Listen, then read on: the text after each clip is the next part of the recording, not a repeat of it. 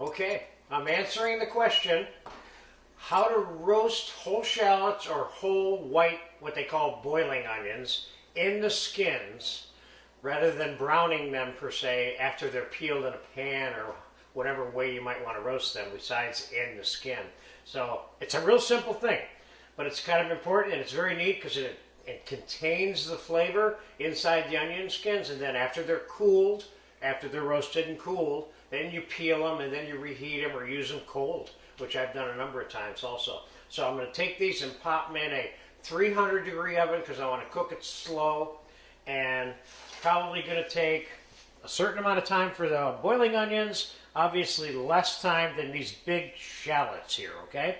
So I'm going to pop it in the oven, and I'm going to come back to you in about 2 hours, hour and a half, 2.5 hours, an hour and 15 minutes, whatever time it is, I'll tell you, at that temperature with 300. So I'll be back when they're done, and I'll pull them out, and we'll show you how to complete that. This is a good basic skill to know how to do. Okay, those onions have been in the oven about an hour and 50 minutes, and I think the white ones are done. I went in there and squeezed them a minute ago. I'm going to pull them out. We're going to take the white ones off and put the shallots back in because they're twice the size, and they're not done yet. That is a hot oven. See, these are, if you can get down in here, you can see there's been juice coming out of this shallot here, for example. And these onions, of course, have so much sugar in them that it's caramelizing right on the pan, the juice from the onion. But I don't think the shallots are all done. They're not that far away, believe it or not. But the little white ones are done, so we're going to pull them out, and I'm going to put the shallots back in until I'm satisfied that all of them are completely done all the way through.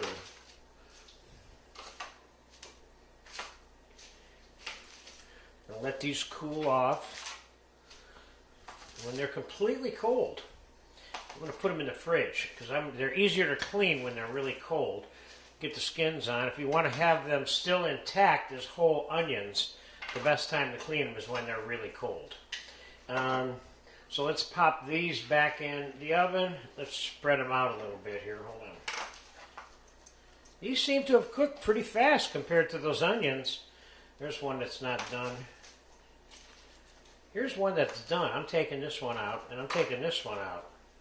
This one's not done. That one's not done. That one's done. This one is done. Not done. Not done. Not done.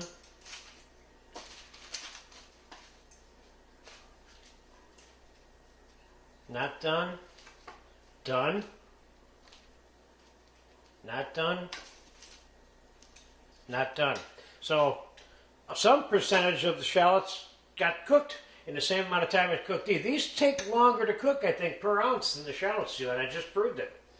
All right, back in the oven. Probably we're looking at 15, 20 more minutes on these, and then we're going to come back and take them out. So find something to do for 15 or 20 minutes right now. I'll be right back. All right, it's been another 15, 20 minutes. The shallots have been in the oven. I squeezed them. They appear to be done to me. So I'm taking them out and put them on the plate. I changed the plates here so I could fit them all on here.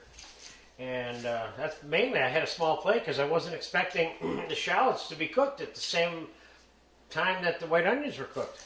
A little surprise. So what this proves is, at the same temperature, shallots, the density of a shallot, it cooks faster than the density of a white boiling onion. See, you're not the only one that's learning things in here today. So now I'm going to put these in the fridge when they're really, really cold. I'll take them out later on, and we'll finish off this video by showing you how to peel these and set them up for whatever it is you're going to use them for. Okay, so we'll be back probably in 3 or 4 hours when they're nice and cold. Okay, there you go. Okay, the completing process of peeling the onions and trimming them and the shallots that have been cold. I left them overnight in the refrigerator. And I've started the process. As you can see here, I have roasted, nice, tender, sweet, delicious shallots and boiling onions here. That you can eat them just the way they are with nothing else on them if you want. And I'm going to show you how I cleaned them. Now let's start with the boiling onions here first. This end gets barely cut off so you can peel it, and this end stays intact. Okay, so I'm going to cut the end.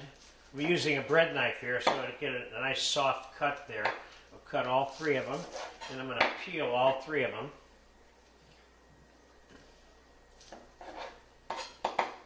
So kind of a peel it away. Some come out perfect. Sometimes you even got to put them back together. This one, boom.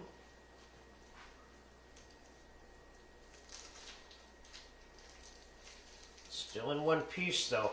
That's what this piece is going to help you with, and that's why I don't want to cut that off, because that'll help keep the onion together, especially as much as possible throughout the cooking process, or the finishing process, or whatever way you're going to use these.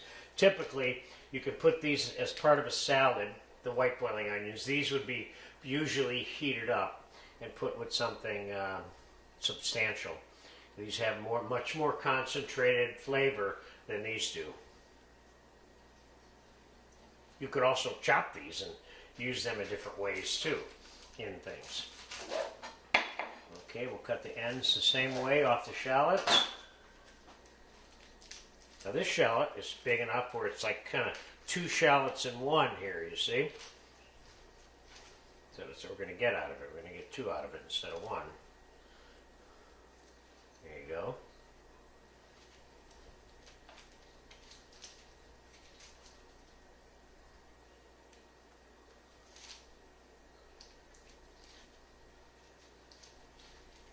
Now, being a restaurant chef my whole life, if I was doing this in a restaurant or having somebody do it, I would take all these roasted onion things and throw them in my stock pot probably.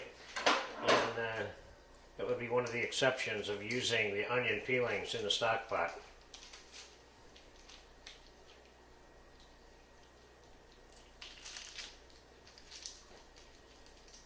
Here's another split shallot that was big.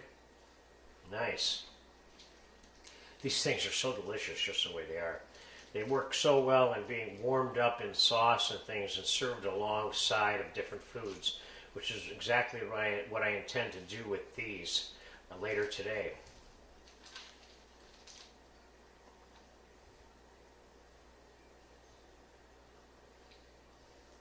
I'm going to serve these with some coq au vin style chicken, and I'm going to serve some of these with some whole braised fish. These are, again, these are the, pardon the expression, the white version versus the brown version of this particular vegetable, being used for, quote, a white preparation. Like this I'm going to serve with the whole braised fish. After I fillet it and put it on a plate, I'm going to put a few garnishes on it, and this is going to be one of them. For every portion of fish I'm going to give him one of these hot shallots and some of the sauce that I'm serving him with the fish. And that's how I'm using them. So there you have it. That's the end of this particular skill class, how to roast, peel, boiling onions or shallots. What you do with them from here on, you're on your own. Thank you.